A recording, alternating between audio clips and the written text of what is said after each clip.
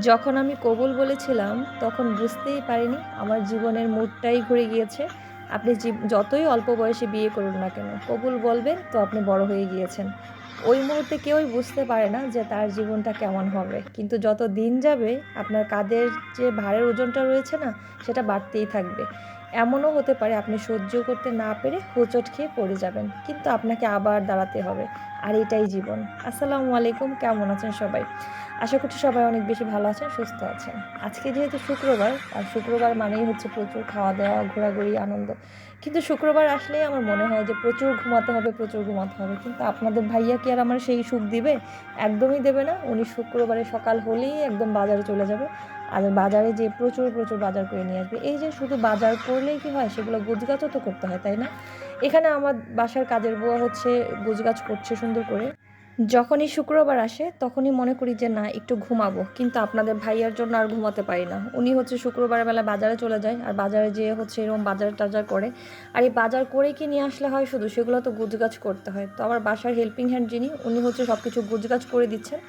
আর আমি বসে বসে দেখছি। আসলে অনেক সময় দেখা যায় যে আমি বুয়াকে বাসায় রেখে হচ্ছে যদি অন্য কোনো কাজ করি, তখন উনি মাছগুলো যখন কাটতে দেই, উনি মাছগুলোকে ছোট করে ফেলে, মানে আমার মতো করে করে না। গতদিন আমি হচ্ছে ওনাকে ইলিশ মাছ কাটতে দিয়েছিলাম, উনি শুধু বলেছিলাম যে আপনি আপনার বাসার মতো করে কাটেন, উনি বড় একটা ইলিশ মাছকে টুকরো টুকরো করে কেটে ফেলেছে। যাই হোক, সেদিকে নাই যাই। আর আজকে বাজার করতে গিয়ে একটা প্রবলেম ফেস করতে হয়েছে, সেটা হচ্ছে যে আপনাদের ভাইয়া আজকে বাজার করেছে মাছ, রুই মাছ। তো রুই মাছ ছিল 7 কেজি ওজনের, কিন্তু বলেছে লোকটা যে 7 কেজি দিয়েছে, কিন্তু কাটার পরে যখন বাসায় নিয়ে আসছে দেখি যে 5 কেজি। এটা আসলে খুবই খারাপ লেগেছে, কারণ মাপে ওজনে কম দেওয়া এটা কিন্তু খুবই খারাপ জিনিস। তারপর বুয়া সব কিছু গুজগাছ করে দেওয়ার পরে হচ্ছে আমি আসলে রান্নাবান্না বসায় দিলাম। আমরা নর্মালি বাসায়ও খাওয়া দাওয়া করি, বাইরেও খাওয়া দাওয়া করি। আজকে দুপুরটা বাসায় খাচ্ছি, কারণ হয়তো বা রাত্রের দিকে হচ্ছে বাইরে খাবো। আজকে আমি মাংস রান্না করব না, সব কিছু হচ্ছে সবজি এবং মাছ ভাজা করব, কারণ এরকম টাটকা টাটকা মাছ আনলে সেটা রান্না করে খেতে ভীষণ ভালো লাগে। আর মাছ ভাজাটা আপনাদের ভাইয়া এবং আমি খুবই পছন্দ করি।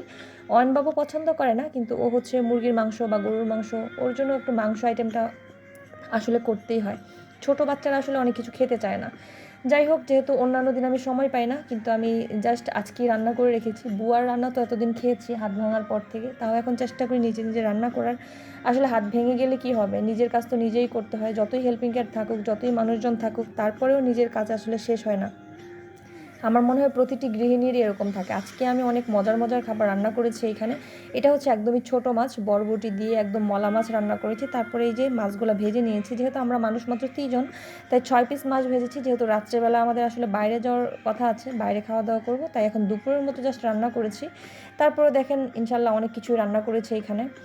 তারপর রান্না করছি হচ্ছে পুঁই শাক। পুঁই শাকটা আমার আম্মু বাড়ি থেকে পাঠিয়েছিল। বাড়ির কতদিন বাড়ির পুঁই শাক খায়নি, তো আমার আম্মু মাঝে মধ্যে যখন কেউ আসে তখন পাঠিয়ে দেয়।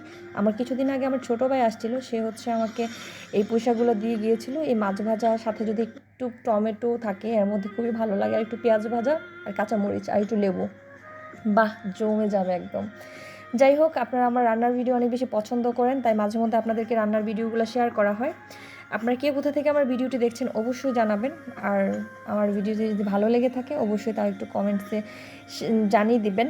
আর হচ্ছে, আর কে কে আপনারা দুপুরবেলা আজকে কী কী খেয়েছেন সেটাও জানাবেন। এই যে গোসল টোসল করে একদমই দুপুরবেলা খেতে বসে যাচ্ছে, আপনাদের ভাইয়া মসজিদ থেকে আসছে, তো আমি সব কিছু গুছগাছ করে একদম বসে আছি যে উনি আসলেই খাওয়া দাওয়া করব। আসলে খুবই ভালো লাগে সপ্তাহের একটা দিন আপনাদের ভাইয়া, আমি, আমার ছেলে একসঙ্গে বসে খাওয়া দাওয়া করতে পারি। কারণ অন্যান্য দিন তো আপনাদের ভাইয়া দুপুরবেলা হচ্ছে অফিসেই লাঞ্চ করে, আর আমি দুপুরবেলা একাই খাই। অনেক সময় ওয়াইনের জন্য ওয়েট করি, তবে একা একা খেতে আমার ভীষণ খারাপ লাগে।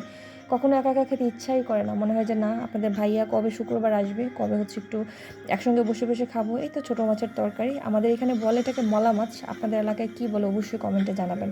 আর আমার বাসার হেল্পিং হ্যান্ড কিন্তু অনেক ভালো, সে সব কিছু গুজগাছ করে দিয়ে দেয়। আমার বাসায় মোটামুটি এখন 3 জন হেল্পিং হ্যান্ড আছে। কেউ হচ্ছে সবজি টবজি কুটে দেয়, কেউ কাপড় কাচে, ঘর মুছে, হাঁড়ি পাতিল ধোয়। আবার হচ্ছে কেউ হচ্ছে মাছ টাছ নিয়ে আসে, বড় মাছগুলো আসলে বাড়ি থেকে কেটেই নিয়ে আসে। এটা হচ্ছে পেঁপের সবজি, এই পেঁপেটাও কিন্তু আমাদের বাড়ি থেকেই পাঠিয়েছিল। আমি ফ্রিজে আসলে জাস্ট সুন্দর করে সিদ্ধ করে রেখে দিয়েছিলাম। এটা চিংড়ি মাছ দিয়ে রান্না করেছি। একটু সবজি তো থাকতেই হয় রান্নার মধ্যে, যদিও আমার ছেলে সবজি খেতে পছন্দ করে না। আর শুক্রবার আসলেই ধরেন পোলাও, মাংস, বিরিয়ানি এগুলো চলে, কিন্তু আজকে শুক্রবারটা একটু অন্যরকম, যেহেতু অনেক লেট হয়ে গিয়েছে। এই তো সেই পুঁই শাকের তরকারি।